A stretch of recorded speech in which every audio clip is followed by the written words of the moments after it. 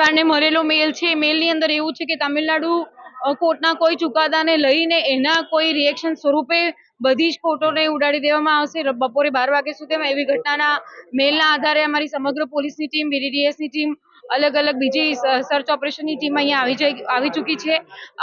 District જજ સાથે પણ અમારી એક વખત મીટિંગ કરી છે અને એ મીટિંગના આધારે પણ અમે લોકો સંપૂર્ણ અલર્ટ રહીને ચેકિંગ ચાલુ છે અને એવું મેલ કયા સોર્સથી મળ્યો છે એની પણ અમારી સાયબરની ટીમ કામે લાગી છે. કોર્ટ બિલ્ડિંગની અંદર બોમ્બ મૂકવામાં આવેલો છે એવી કંટ્રોલ રૂમને જાણ થતાં એ બાબતે તાત્કાલિક પગલાં લઈ અને તાત્કાલિક કોર્ટને જાણ કરવામાં આવી હતી અને કોર્ટમાં મુખ્ય જજ સાહેબને મળીને હાલમાં કોર્ટ ખાલી કરાવવામાં આવેલી છે.